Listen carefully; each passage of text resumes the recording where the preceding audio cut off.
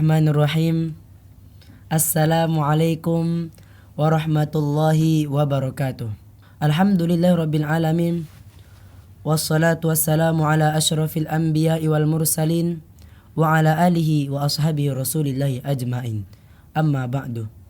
Alhamdulillahilladzi ja'alal qalama lil kitabah wal kitabah lil qiraah wal qiraah lil ma'rifah wal ma'rifah lil ibadah wal ibadah lillahi ta'ala.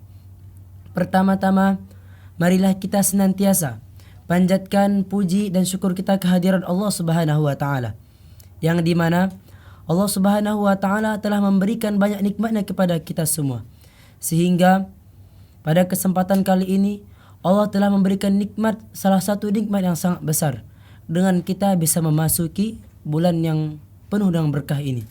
Kemudian salawat serta salam tidak lupa kita kirimkan pada baginda kita Nabi besar Muhammad sallallahu alaihi wasallam, karena berkat beliaulah kita dapat mengenal Allah. Berkat beliaulah kita dapat mengenal Islam, kita dapat mengenal Al-Quran. Maka untuk itu marilah kita memperbanyak salawat pada baginda kita Nabi besar Muhammad sallallahu alaihi wasallam dengan mengucapkan Allahumma salli ala Sayyidina Muhammad wa ala ali Sayyidina Muhammad.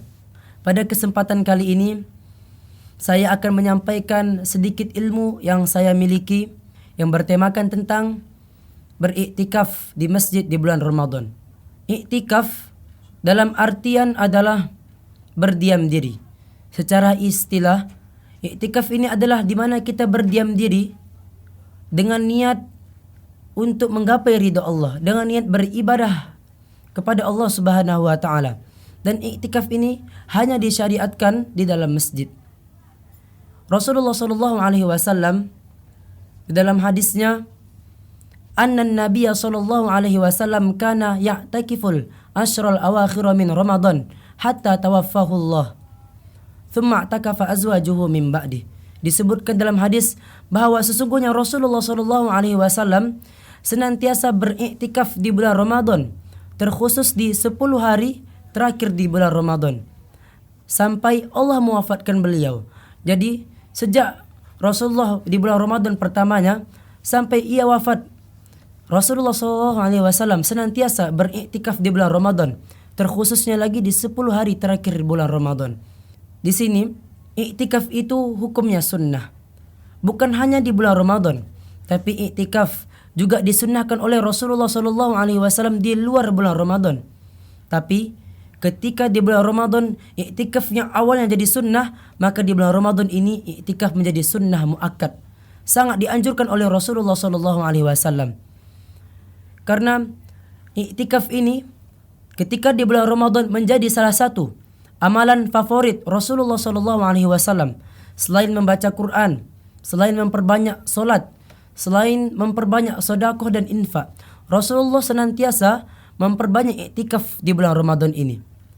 Ketika kita beriktikaf di masjid, kita bisa melakukan banyak hal kebaikan, entah itu berzikir, entah itu berdoa, membaca Quran, salat sunnah dan amalan-amalan yang lainnya. Karena apa? Karena ketika di bulan Ramadan inilah kita harus memperbanyak amal ibadah kita, biar Allah akan mengampuni dosa-dosa kita yang telah lalu. Itulah tujuan Allah memberikan kita satu bulan yang dimana bulan itu Allah turunkan ampunannya, Allah turunkan rahmatnya. Biar kita ini yang pendosa, yang banyak dosanya ini, setelah 11 bulan yang lalu Allah ampuni di bulan Ramadan ini. Maka salah satu cara Nabi Muhammad SAW, ia memperbanyak iktikaf di masjid supaya dosa-dosanya diampuni oleh Allah, supaya dosa-dosa kita ini diampuni oleh Allah. Padahal Rasulullah SAW adalah seorang yang maksum, tidak berdosa, tidak bermaksiat kepada Allah. Disebutkan juga dalam Al-Quran, wala tubashiruhunna wa antum aakifuna fil masajid, bahwa sesungguhnya iktikaf itu hanya disyariatkan oleh Allah di dalam masjid. Maka jikalau kita beriktikaf di lain masjid, itu bukan termasuk dari sunnah Rasulullah SAW. Disebutkan bahwa para ulama-ulama di seluruh dunia mengatakan bahwa iktikaf itu bisa kita kerjakan di masjid manapun. Tapi banyak juga para ulama berselisih. Ada yang mereka mengatakan masjid yang di mana diadakannya salat Jumat.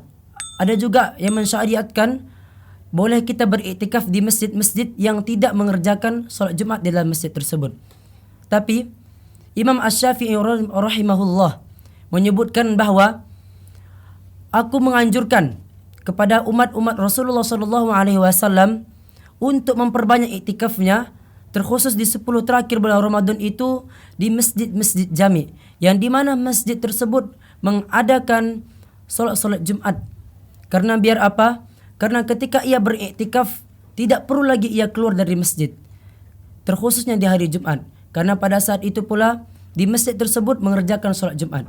Maka kata Imam Asy-Syafi'i rahimahullah bahwa kita lebih dianjurkan untuk beriktikaf di masjid yang di mana masjid tersebut mengadakan salat Jumat berjamaah.